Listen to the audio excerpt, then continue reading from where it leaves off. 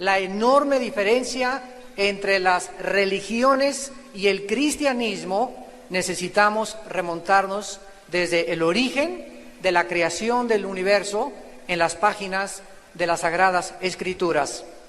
La Biblia, damas y caballeros, es el único libro en todos los billones de libros que existen de literatura en el mundo entero, es el único libro que nos da respuesta a las tres incógnitas o a los tres cuestionamientos que todas las religiones se hacen y todos los sistemas filosóficos. Estas preguntas son: ¿de dónde venimos?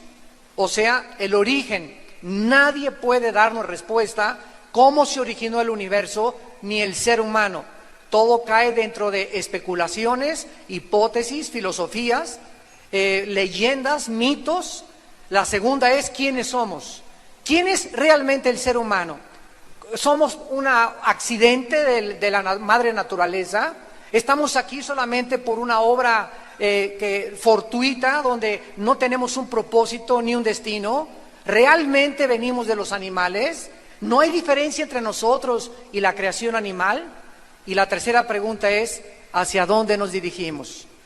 Desde el principio de la humanidad, la Biblia dice que Dios creó al hombre a su imagen y semejanza.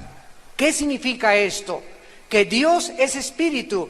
Cuando Dios envió a su Hijo hace 2000 años, Jesucristo, Él dijo claramente: mi Padre es espíritu y los que le adoran es necesario que en espíritu le adoren.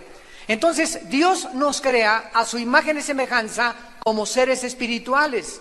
Esto es, nos crea con la facultad o la capacidad de poder relacionarnos con Él. Los changos, las jirafas, los hipopótamos, el reino animal no tienen ningún contacto, ni tampoco tienen la eternidad dentro de su alma. Dios nos creó diferentes de los seres humanos para que nosotros tuviésemos una conciencia de que no somos el resultado fortuito o accidental de la naturaleza, sino que tenemos una misión en esta vida y que Dios quiere que nosotros le conozcamos, le podamos adorar y le podamos servir. Esto es a través del espíritu original que Dios puso en el ser humano. Para concluir esta frase, podemos decir que somos un espíritu, tenemos un alma y vivimos dentro de un cuerpo. Otra vez, somos espíritu principalmente, es el principal componente del ser humano. En segundo lugar, tenemos un alma que es el asiento de las emociones, los sentimientos, la voluntad, el intelecto, es tu ego, es nuestro yo. Y todo esto vive encapsulado dentro de un cuerpo que es la botella o la parte externa del ser humano. Los psiquiatras, los psicólogos han tratado de ayudar al ser humano a través de la psique o solamente en el área del alma. Pero la Biblia nos dice que el problema humano trasciende totalmente la psique y el alma, porque la raíz del problema del ser humano no se encuentra en su mente, sino en su espíritu. Y como ningún libro, ni el Ramayana, ni el Popo, ni los Vedas, ni el Tripitaka de Buda nos dicen quiénes somos, el ser humano anda vagando, repito, buscando de filosofías en filosofías, de gurús en gurús, para poder encontrar la respuesta a estos cuestionamientos. Pero la Biblia nos dice también que Dios creó al ser humano con libre albedrío. ¿Qué significa esto? Que no eres un robot. No fuimos creados con una cuerda para que adoráramos y le dijéramos a Dios: te amo, te amo, te amo, sino que Dios puso dentro de nosotros la capacidad para que nosotros eligiésemos, para que pudiésemos determinar nosotros entre el bien y entre el mal. Dios le dijo a Adán y Eva, a la primer pareja en el huerto del Edén: ustedes no son dioses, ustedes no son autónomos, ustedes tienen que depender de su creador. Y les delimitó, puso una línea divisora que no podían atravesar, porque el ser humano ha confundido la libertad con el libertinaje. Una cosa es que seamos libres y otra cosa es que abusemos de esta libertad. Es precisamente el abuso de esta libertad lo que dio origen a la entrada de la maldad en el universo. ¿Qué cosa es la maldad? Tampoco nadie la puede definir más que la Biblia. La maldad es el abuso de la libertad de las criaturas que Dios creó. Dios nos pudo haber creado sin la capacidad de elegir, vuelvo a repetir, como robots, pero Dios quiso que nosotros pudiésemos determinar en la corta vida que tú tienes y en la corta vida que yo tengo, el cielo o el infierno, porque después de esta vida no lo acaba todo, como lo vamos más adelante a comprobar. El ser humano, pues, se rebeló contra su creador y se levantó una barrera entre el creador y la raza humana que Shakespeare le llamó el defecto trágico, Carlos Marx le llamó la lucha de clases, Sigmund Freud el medio ambiente, y así todos han tratado de explicar el mal del ser humano. ¿Por qué? En más de 6.000 años de historia, el Instituto para la Investigación de la Paz en Suecia y Estocolmo ha concluido que ha habido 25 años de paz. O sea, la historia del ser humano son historias de guerras continuas unos contra otros, blancos contra negros, negros contra blancos, anglosajones contra asiáticos, y así estamos en el siglo XXI al borde de una tercera guerra mundial. El ser humano tiene un problema bastante crónico, bastante grave, que todos quieren ignorar, que la Biblia le llama pecado. Y este pecado es la enfermedad, es una maldición que tú traes y que yo traigo desde el principio de la creación, cuando el ser humano rechazó a Dios. En ese momento algo se levantó, repito, entre Dios y la criatura, que la Biblia le llama pecado.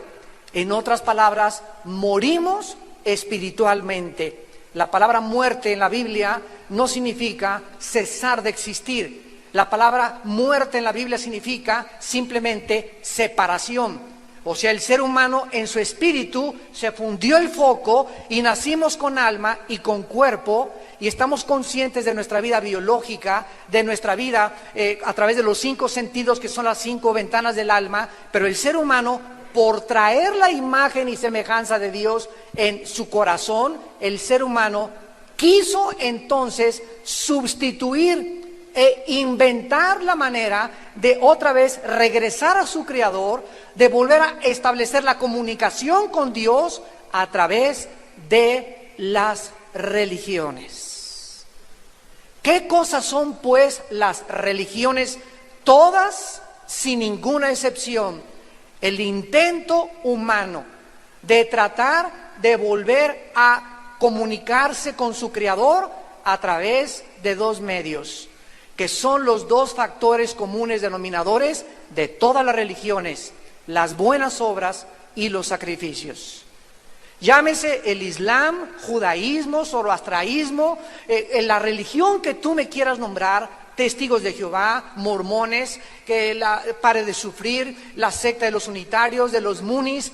Todas las religiones, damas y caballeros, se caracterizan porque todas enseñan que debemos hacer algo. Ve a tu religión a misa de 11 a 12, ve y ponte ceniza, cumple con esto, vete a la Meca, vete a la ciudad de Medina, haz peregrinaciones. Todas enseñan de diferentes formas obras y sacrificios. Vete de rodillas, golpéate la espalda para poder otra vez reintegrarte a tu Creador. Cuando Jesucristo bajó al mundo, se encontró con una mujer en el capítulo 4 del Evangelio de Juan. Y esta mujer, a esta chulis, le decían la prostituta. Llevaba 5 matrimonios. Y con el hombre con el cual estaba viviendo cuando se encuentra Jesucristo, era su amante. O sea, una mujer degradada moralmente. Pero eso sí, era una mujer muy religiosa. Se santiguaba, traía sus cosas personales religiosas, pero vivía una vida totalmente inmoral. Cuando Cristo se encuentra con esta mujer en Samaria, los samaritanos no se llevaban con los judíos. Había un abismo entre ellos, étnico, de prejuicios sociales, porque los samaritanos se cruzaron con otras personas que no eran judías y los judíos los despreciaban. Entonces Cristo, al atravesar por Samaria y detenerse a platicar con esta mujer, les causó un impacto total a toda la comunidad. Y dice la Biblia en el versículo 16, que Jesucristo, al encontrarse con esta mujer, le dice, llama a tu marido y ven acá. Cristo lo hizo de una forma deliberada, porque la mujer le responde, no tengo marido. Y Jesús le contesta, bien has dicho, no tengo marido, porque 5 maridos has tenido, y el que ahora tienes no es tu marido. Esto has dicho con verdad.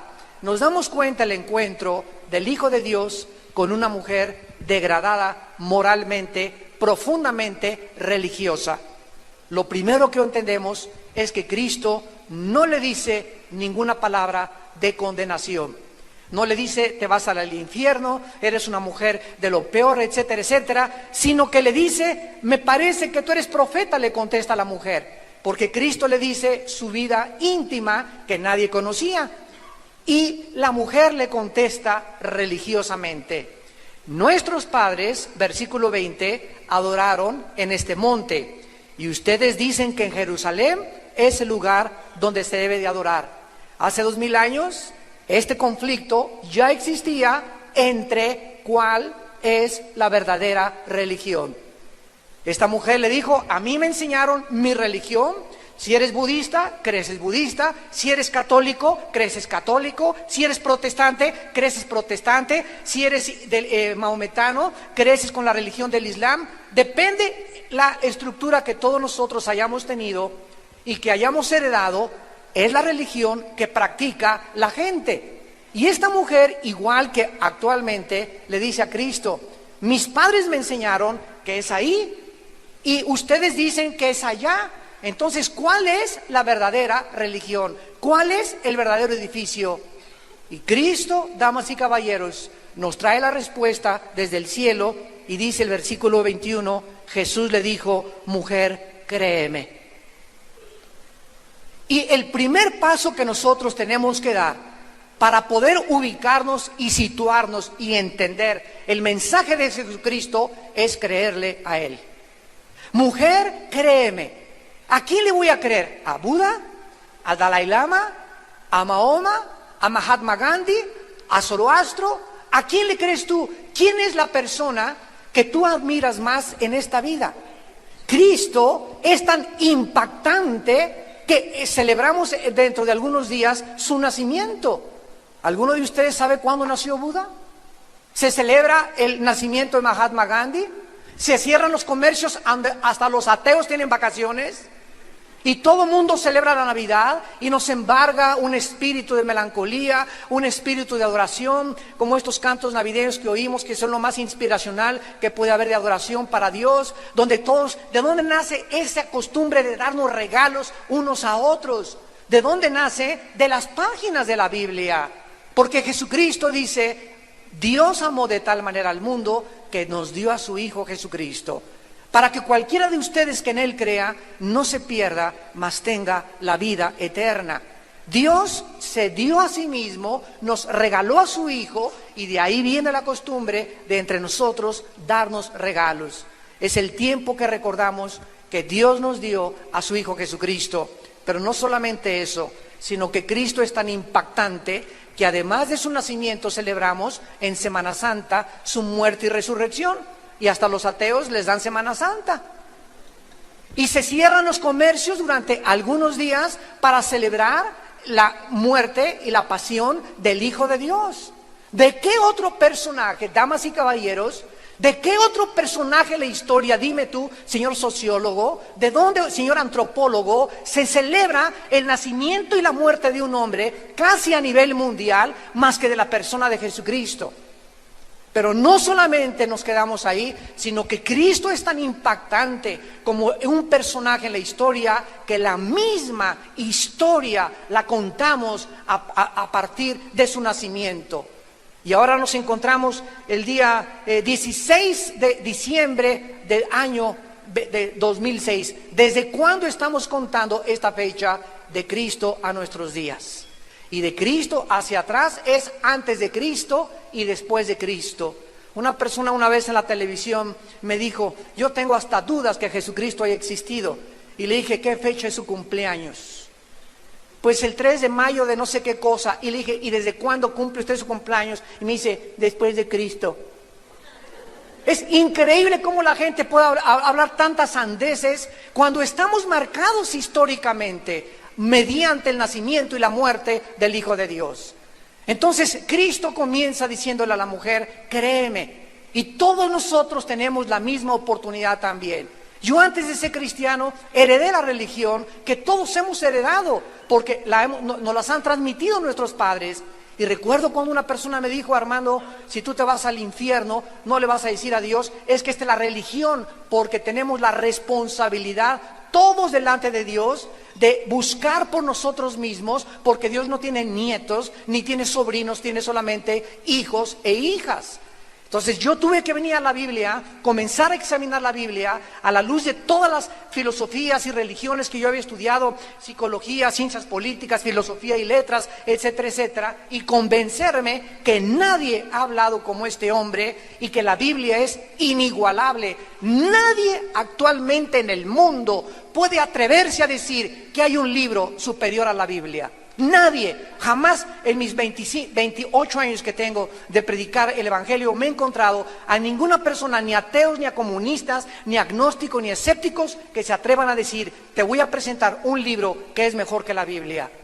Porque la Biblia es el único libro que tiene los registros históricos, científicos, genéticos, antropológicos, psicológicos, de literatura, de arte y de cualquier otra disciplina académica y genética que ningún otro volumen lo tiene.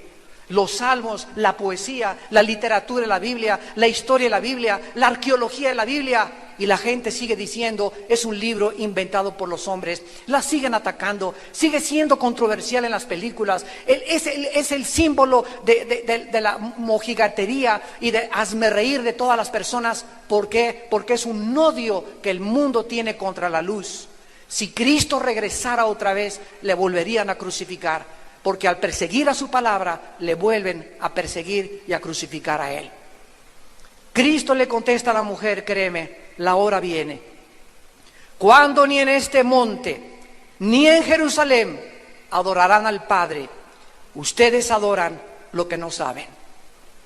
Ustedes adoran lo que no saben.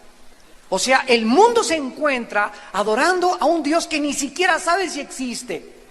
Y si el ser humano a través de la historia no conoce al Dios verdadero, va y recoge un leño, un tronco de árbol, y con un cincel y con un martillo le comienza a dar forma, y le da la forma de San Cirindano, de San Crisóstomo o de lo que sea, o de un ángel.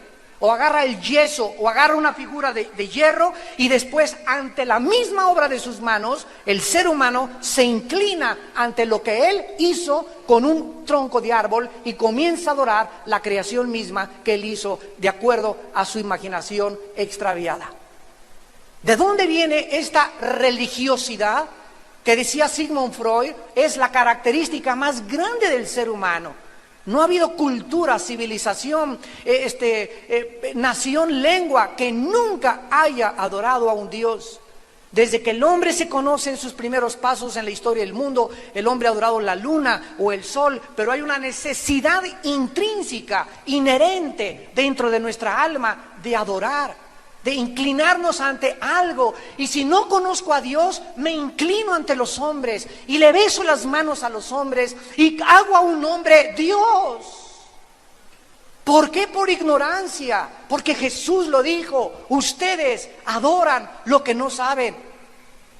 Por la ignorancia de la revelación divina, el ser humano se encuentra perdido en caminos que parecen derechos, pero cuyo fin es la muerte. Y Cristo continúa diciendo, ustedes adoran lo que no saben, nosotros adoramos lo que sabemos. Mas la hora viene, cuando los verdaderos adoradores adorarán al Padre en espíritu y en verdad. Porque tales adoradores el Padre busca que le adoren. ¿Quién es pues un cristiano? Un cristiano no es el que haya sido bautizado o el que vaya a una iglesia. Muchas veces hasta muchas personas hasta la Biblia traen, y nunca el diablo es más diabólico que con una Biblia debajo de la mano. Porque si tú traes la Biblia y no tienes a Jesucristo, es un libro totalmente muerto, es pura letra.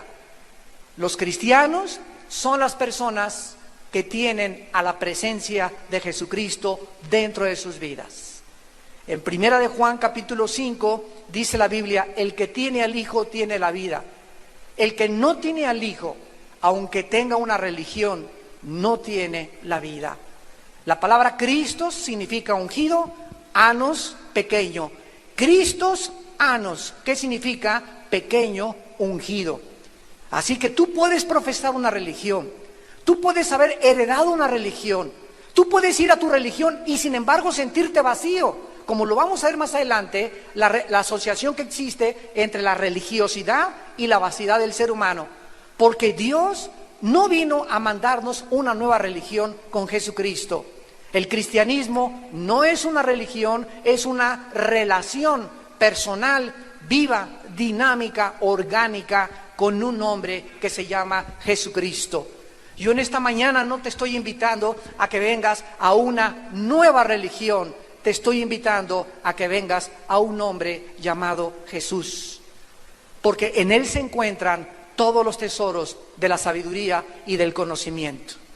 Más adelante el apóstol Pablo, en el libro de los Hechos, capítulo 17, se encontraba en la cuna de la filosofía griega. En los tiempos del apóstol Pablo había un gran filósofo llamado Zenón, y tenían dos escuelas o dos corrientes que se derivaban de Zenón, que eran los estoicos y los epicúreos.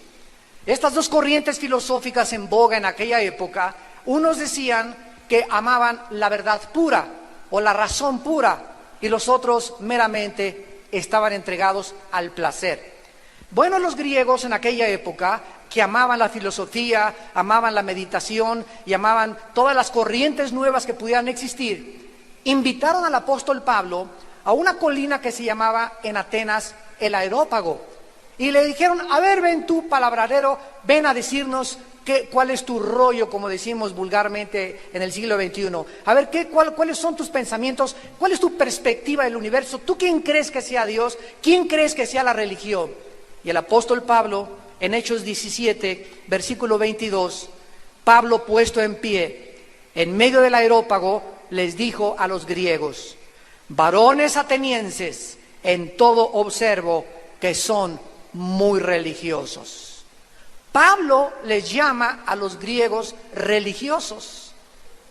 Y dice la Biblia en el versículo 23, porque pasando y mirando vuestros santuarios, hallé también un altar en el cual estaba la inscripción: al Dios no conocido, al que ustedes adoran sin conocerle, es a quien yo les anuncio.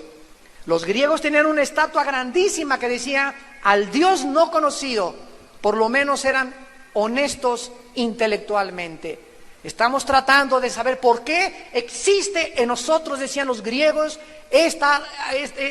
algo que trasciende, como llegaron a la conclusión: Dios me creó, Dios existo, luego vivo, luego tiene que haber una causa. Esta causa no puede estar dentro de mí, tiene que estar fuera de mí, tiene que trascender de mí. Esta causa es Dios. Los griegos, damas y caballeros, hace 22, 23 siglos creían en Dios.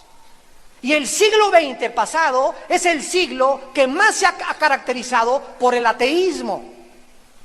Y surgió Carlos Marx, surgió Sigmund Freud, que eran ateos todos, surgió Friedrich Nietzsche, surgió Carlos Sagan, surgió Jean-Paul Sartre, surgió Ingersoll. Nunca en la historia ha habido más ateos que en el siglo XX, pero es el siglo, además, donde más sangre se ha derramado, 2 guerras mundiales y más de 350 revoluciones y golpes de Estado, pero eso sí, es el siglo donde más descubrimientos científicos y más avances tecnológicos el ser humano tuvo. ¿Qué nos habla esto? Que el ser humano, cuando tiene conocimiento, se vuelve arrogante, te vuelves orgulloso, crees que en ti está la respuesta, crees que el mundo tiene respuestas, crees que no tienes que tomar en cuenta a Dios. Habiendo conocido a Dios, no le reconoces como a Dios ni le das gracias.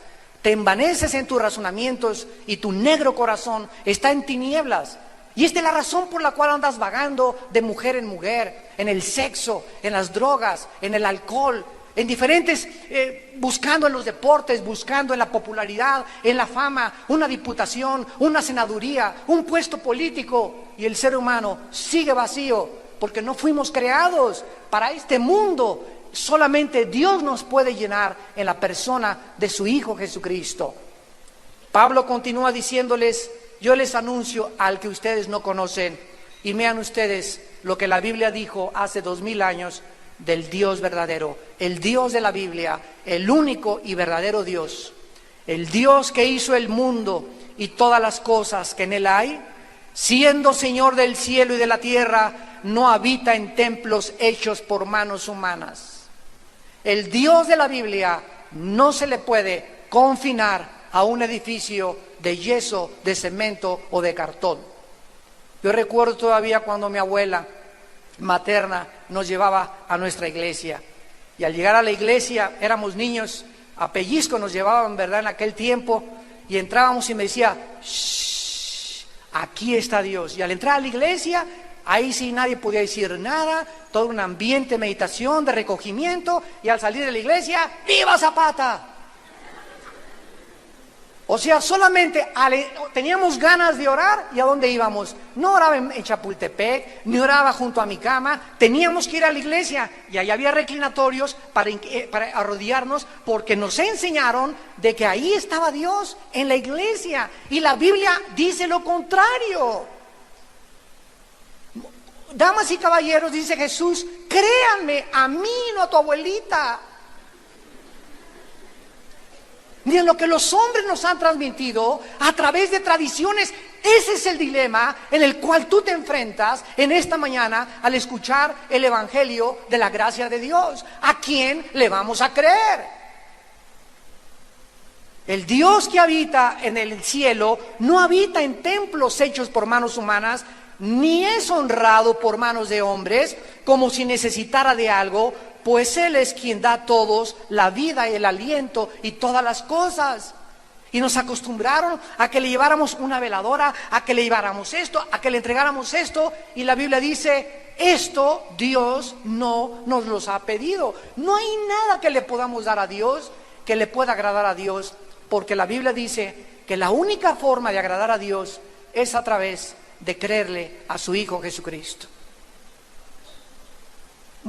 Creer en Dios, crean también en mí, dijo Jesucristo: en la casa de mi Padre muchas moradas hay. Voy a preparar lugar para ustedes, para que donde yo estoy, ustedes también estén. Y si me fuere y os preparar el lugar, vendré otra vez y os tomaré a mí mismo, porque yo soy el camino, la verdad y la vida. Y Pablo continúa diciéndoles: y de una sangre ha hecho todo el linaje de los hombres para que habiten sobre la faz de la tierra, y les ha prefijado el orden de los tiempos y los límites de su habitación. Escúchenme, médicos, escúchenme, científicos, estamos hablando algo escrito hace 2000 años.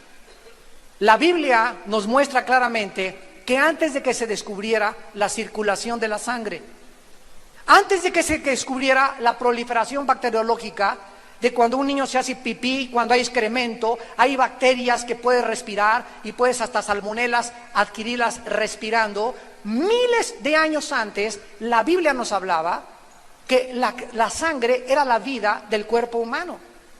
Y que aun cuando hay sangre H negativa, universal, positiva, es la misma sangre, la de amarillos, anglosajones y negros. Si tú crees todavía en la teoría de la evolución, cuando te necesitas una transfusión de sangre, pide a la chita que te haga una transfusión. ¿Por qué la sangre de los monos? Hay 1 o 2 cromosomas diferentes de los animales. Con eso basta para que haya un abismo de separación entre la creación animal y la creación humana. Y la Biblia ya lo decía hace 2000 años, que todos los seres humanos, amarillos, negros y anglosajones, tenemos la misma sangre. Somos el mismo linaje. No hay una raza subhumana, somos humanos. No hay raza de negros, raza amarillos, somos raza humana. No son 3 razas, somos una sola raza. Y les ha prefijado el orden de los tiempos y los límites de su habitación. En 1969 se intentó llegar a la Luna. Y no hemos pasado de la Luna. Andamos haciendo pininos en Marte y mandando sondas, etcétera, etcétera. Y ahora hasta hemos llegado al colmo de planear ya para el año dentro de 15, 20 años, las lunas de miel en la luna. ¿Quién se quiere ir a la luna de miel? Oye, Cancún, Puerto Vallarta está 1000 veces mejor que la luna. Allá a lo mejor se divorcian en la luna. Dios lo estableció, señores astronautas, hace 2000 años, que el ser humano no iba a pasar, nos prefijó el orden de los tiempos y los límites de nuestra habitación, nos puso una casa que es este planeta, con unas puestas de sol increíbles, valles, montañas, aguas, ríos, pájaros, belleza, 4 estaciones del año, etcétera, etcétera. ¿Por qué nos queremos salir arriba y por qué queremos sumergirnos a una Atlántida, inventar una ciudad y meternos ahí cuando tenemos un planeta que en el sistema solar es absolutamente inigualable? Porque el hombre nunca está conforme con lo que tiene. Y esta inconformidad, ¿de qué te habla? De que no estás satisfecho. Ya tienes una esposa guapa, quieres 3 Mister de América. Ya tienes un hombre que te provee, quieres tener otro 2 o 3 o 4. Ya tienes 2 casas, quieres 3 casas. Tienes 2 coches, quieres 3 coches. Y después tienes un avión y quieres más. Y tienes esto y más y más y más. Es una hambre insaciable del ser humano por poseer. Y Cristo contestó, la vida del hombre no consiste en la abundancia de los bienes que posee. Nada podrá satisfacer tu vacío espiritual más que la persona del Hijo de Dios. A continuación vemos nosotros en el libro del Génesis capítulo 11, la primera religión colectiva o mundial de la Biblia y de la historia en la famosa Torre de Babel. Hasta el capítulo 11 del Génesis, el ser humano no se había congregado, no se había reunido con otros seres humanos para adorar algo o a alguien. Entonces, repito, como el ser humano nació muerto, separado espiritualmente de Dios, y traemos la eternidad dentro de nuestra alma. Aquí algo nos dice que después de la vida, después de la muerte, tiene que haber algo. Los egipcios se enterraban con su comida, le ponían la espada a los muertos. Los chinos, todas las civilizaciones y culturas han profesado que hay algo después de esta vida. Y este es el dilema del ser humano, que no sabe qué es lo que hay después de esta vida. Gracias a Dios que hay un hombre que ya estuvo muerto y fue sepultado y resucitado a los 3 días. Y después de regresar de la muerte, nos dice que Él es la resurrección y la vida. Y que si Cristo resucitó, entonces sí hay resurrección de muertos. Sí hay una vida después de la vida esperándonos. Somos peregrinos por este mundo nada más. Y tenemos que creer las palabras de Cristo para que tú puedas salir por esta puerta en esta mañana con una esperanza que tal vez nunca te imaginaste que iba a comenzar a nacer en tu corazón en este momento. En Génesis 11 se levantan una torre y dicen los seres humanos por primera vez en la historia, versículo 4, edifiquémonos una ciudad y una torre cuya cúspide llegue al cielo, y hagámonos un nombre, por si fuéramos esparcidos sobre la faz de la tierra. Aquí encontramos la primera rebelión masiva en contra del Creador. Aquí encontramos el origen masivo de las religiones a través de la historia. Hagámonos un nombre. Entre nosotros juntémonos y levantemos al ser humano. Y esto se llama en la filosofía el humanismo. No lo confundas con el humanitarismo.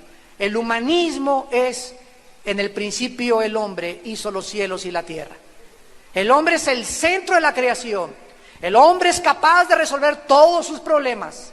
El hombre tiene la capacidad, no las Naciones Unidas, si nosotros vamos a resolver los problemas económicos y políticos de la humanidad. El hombre podrá acabar con las guerras. Viene el siglo de oro o los ovnis van a venir a rescatarnos. Todos estos sueños marihuanos, porque es lo que son, fruto del opio, fruto de la imaginación humana, son contrarios totalmente a la revelación de la Biblia. Pero eso sí, prefieres creerle a tu gurú que a Jesucristo.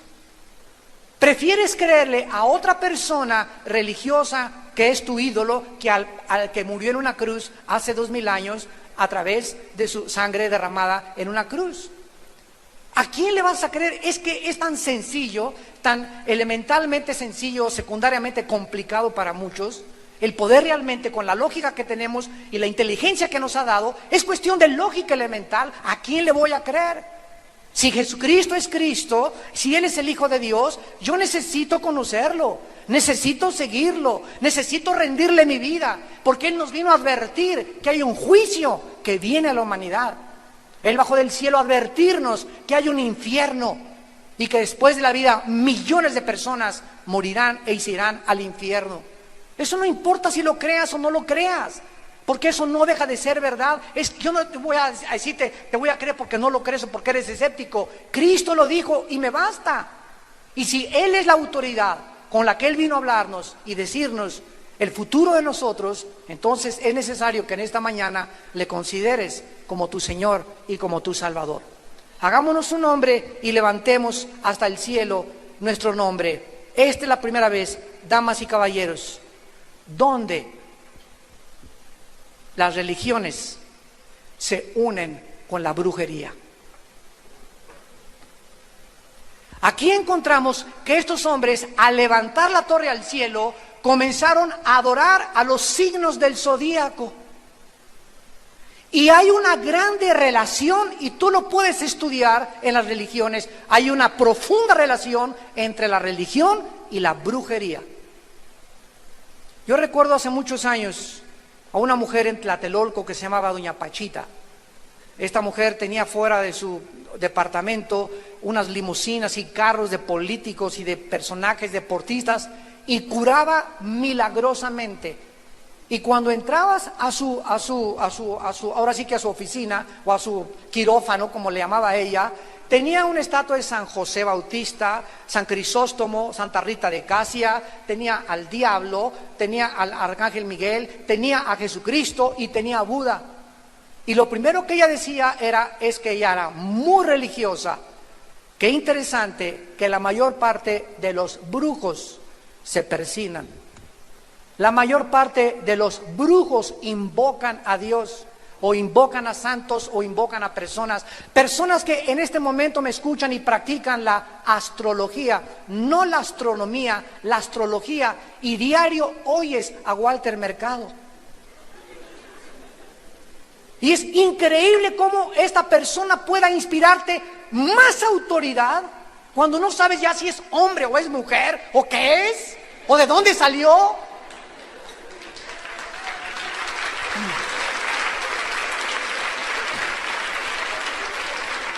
Damas y caballeros, ¿de qué nos habla esto? ¿De qué nos habla esto? Al grado de estupidez a la que el ser humano ha llegado intelectualmente. Es increíble. Personas cultas, personas estudiadas. Cuando Hitler engañó a Alemania, no engañó a 85 millones de indígenas, ni desletrados ni desilustrados, como decía Cantinflas. Eran 85 millones de alemanes, abogados, licenciados, químicos, físicos, matemáticos, que fueron engañados y creyeron que el Tercer Reich o el Tercer Imperio duraría 1000 años. Yo oigo ahorita un político que me diga, mi imperio va a durar 1000 años, y voy a decir, tómate tu chocho. ¿Cómo puede el ser humano tener una capacidad de creer más fácil a un gurú?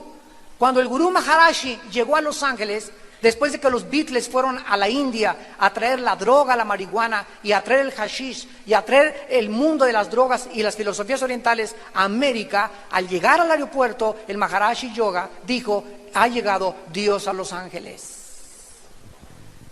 El Dalai Lama le dijo al Papa Juan Pablo II en 1994 que él era Dios. Me acuerdo en aquella época le mandé un correo y le dije, si usted es Dios, señor Dalai Lama, por favor díganos cuándo va usted a morir y cuándo va usted a resucitar. Porque solo ha habido un hombre en la historia que ha dicho, yo voy a morir a los 3 días y a los 3 días voy a resucitar. Anunció con anticipación que él iba a morir y resucitó para demostrarnos que él es la vida eterna.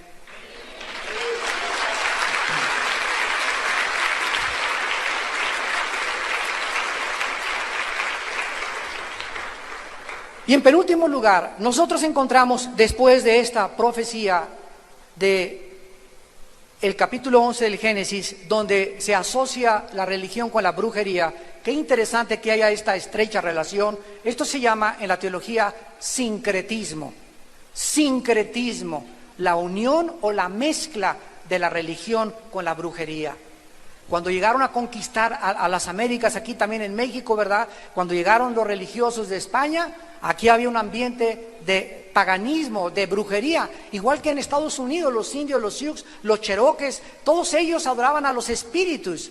Y se comenzaron a mezclar la religión que llegó de Europa con el paganismo, y ahora es una mezcla de brujería con religión. Y la Biblia nos muestra hasta qué grado el ser humano se ha confundido. Y en penúltimo lugar, en el libro del Apocalipsis capítulo 17, la Biblia termina profetizando que antes de la segunda venida de Jesucristo surgirá una religión mundial. Hace algunos años surgió un movimiento filosófico llamado la Nueva Era.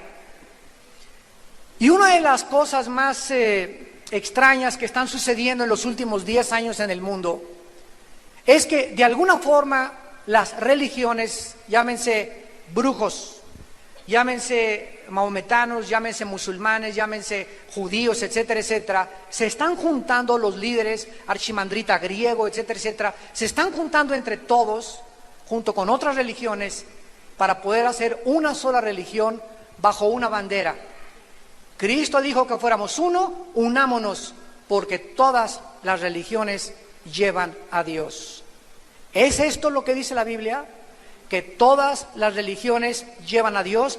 ¿Quién acuñó esta frase? ¿Quién la inventó? De que todas las religiones llevan a Dios. Es lo mismo de que todas las carreteras llegan a Acapulco. Hay una autopista y una carretera vieja, discúlpame, pero no todas llevan al mismo lugar.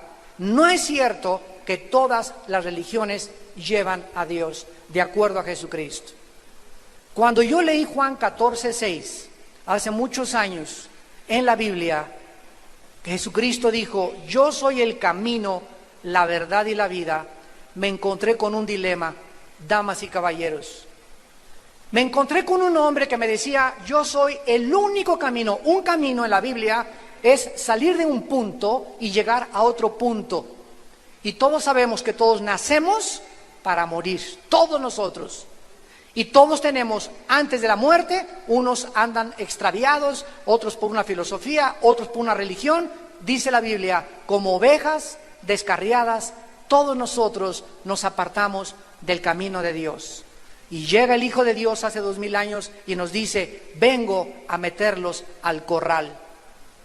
Vengo a que ustedes me sigan a mí. Yo soy el buen pastor. Y el buen pastor su vida da por sus ovejas. Mis ovejas oyen mi voz y me siguen. Los que no son mis ovejas siguen a la voz del extraño, del ladrón y del salteador que ha venido a engañarlos diciéndoles que es un líder religioso. Cristo nos dice que Él es el único Mesías, el único líder religioso entre las religiones falsas que hemos inventado todos nosotros, a quien debemos de creerle y a quien debemos de seguir. Y tú vas a escogerlo en esta mañana. Y cuando Jesús dice: yo soy la verdad, ¿saben ustedes qué implica esta declaración, señores filósofos?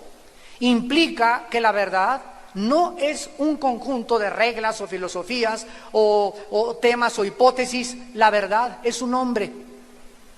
La verdad no son declaraciones de pensamiento de la perspectiva que tú tienes del ser humano. La verdad está en un hombre que se llama Jesús. Y la palabra verdad, interesante en el griego, la palabra aletinos, significa la realidad en contraste con la apariencia.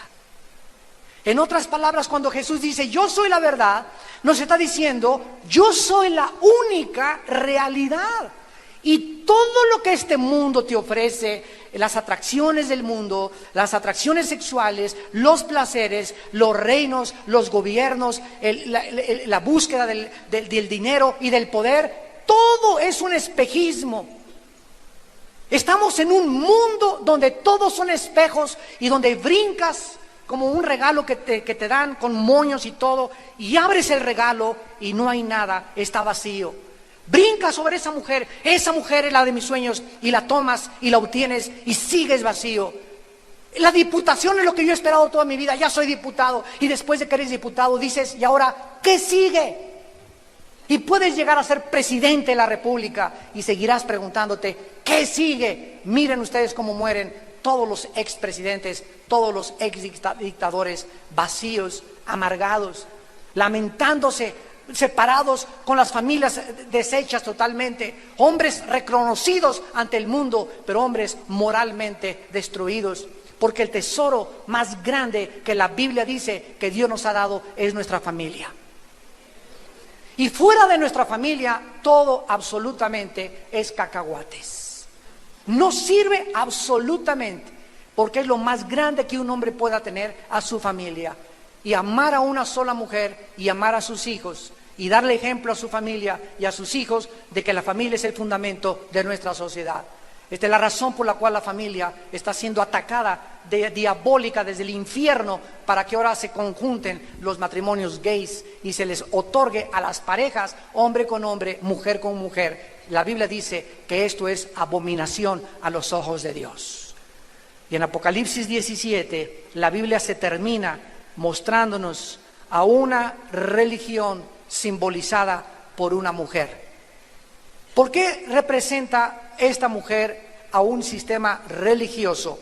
Porque en la Biblia las relaciones sexuales y la unión entre un hombre y una mujer es el símbolo y la representación más grande de Cristo y su iglesia.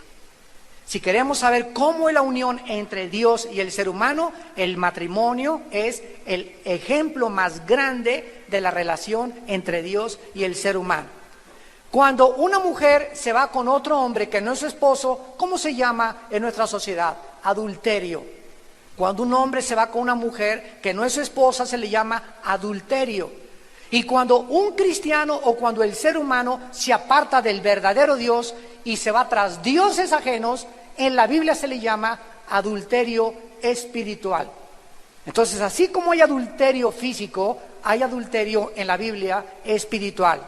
Y comienza el Apocalipsis 17 diciendo estas palabras: vino uno de los 7 ángeles que tenía las 7 copas y habló conmigo diciéndome: ven y te mostraré la sentencia contra la gran ramera, la que está sentada sobre muchas aguas. Versículo 18, la Biblia nos interpreta y nos dice quién es esta mujer. La mujer que has visto es la gran ciudad que reina sobre los reyes de la tierra. Entonces tenemos aquí a un sistema religioso asentado sobre una ciudad. Esta ciudad se va a convertir en el centro de la adoración mundial. Y la Biblia, interesantemente, nos muestra que Irak, que acaba de resurgir en la década de los 90, antes de los 90, hicieron una encuesta en Estados Unidos a los estudiantes de universidad, ¿dónde estaba Irak? Y contestaron que junto a Chalma, que a un lado de las Islas Malvinas.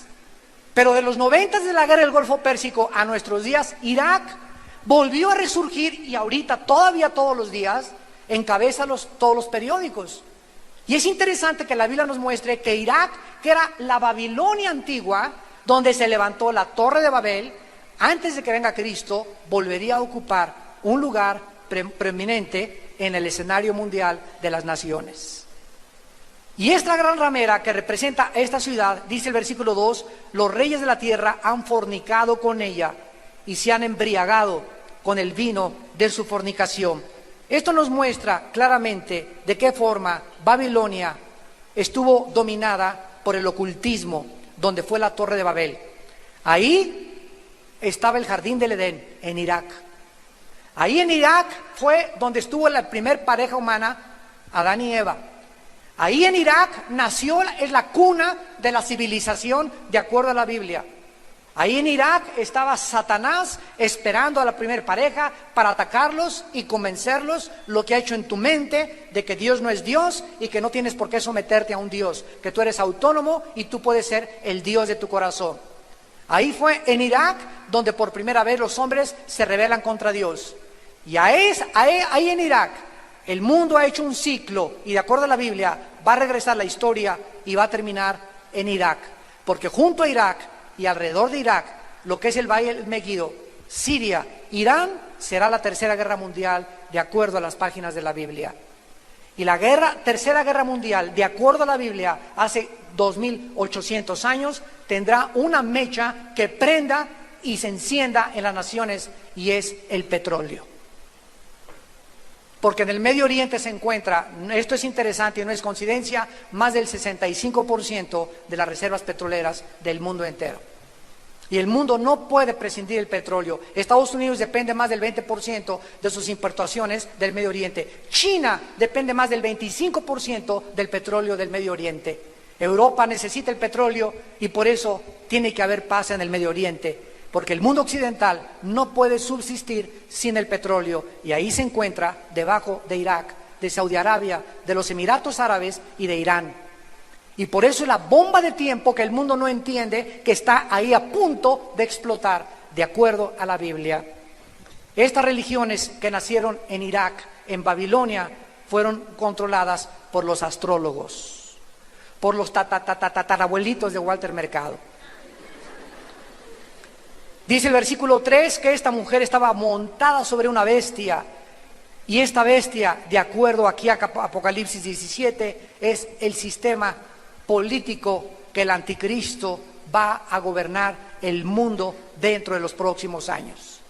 Vamos a terminar y vean esta imagen. Una mujer representa la religión montada sobre el poder político. ¿Qué simboliza o qué significa esto? Que a través de la historia siempre ha sido la religión la que ha controlado el poder político.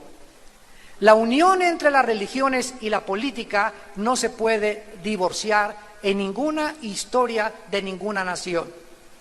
En tiempos de Cristo, ¿quiénes crucificaron a Cristo? ¿Los políticos? No.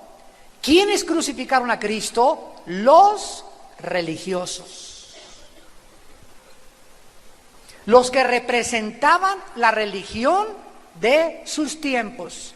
Fueron con el poder político, con Pilato, y le dijeron, entréganos a ese hombre y crucifícalo. Y el poder político, bajo la influencia y la presión del poder religioso, entregó a Jesucristo en las manos del poder religioso.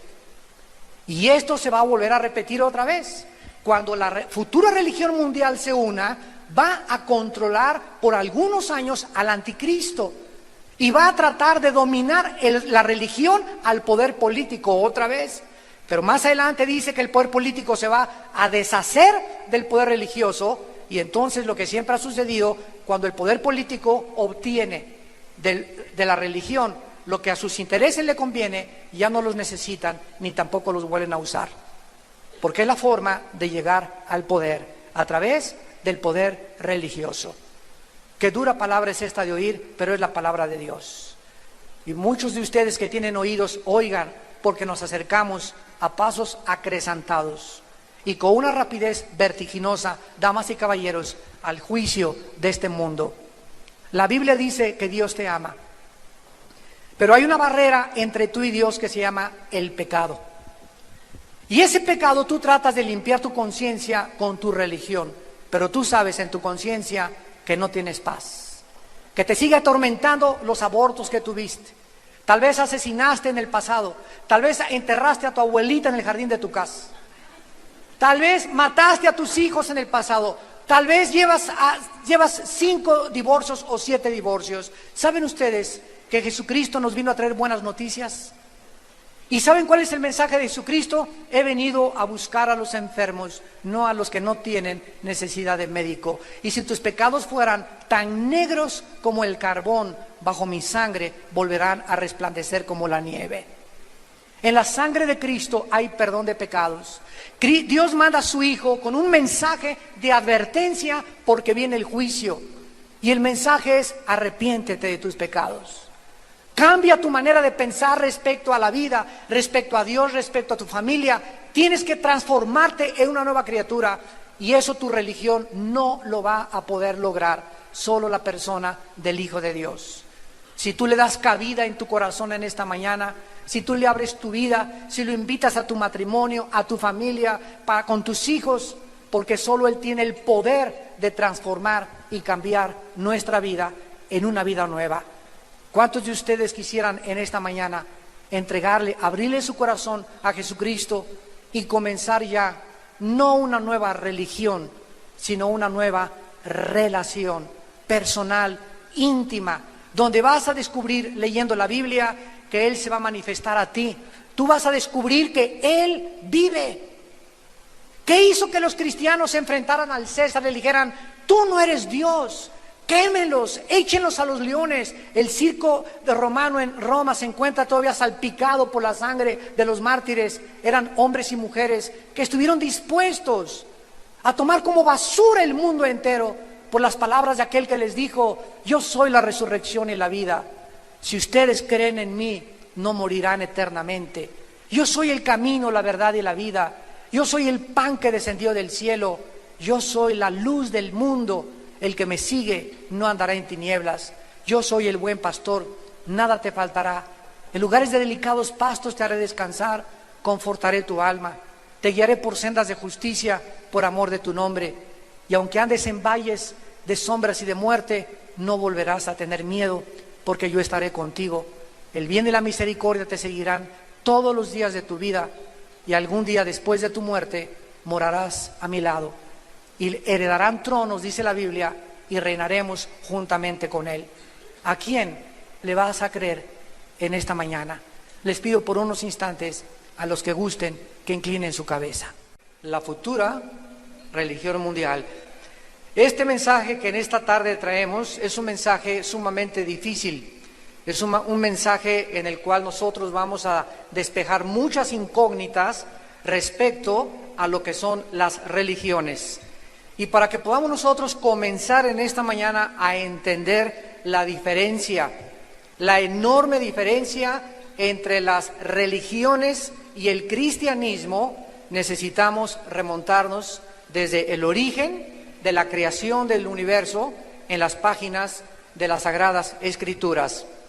La Biblia, damas y caballeros, es el único libro en todos los billones de libros que existen de literatura en el mundo entero. Es el único libro que nos da respuesta a las tres incógnitas o a los tres cuestionamientos que todas las religiones se hacen y todos los sistemas filosóficos.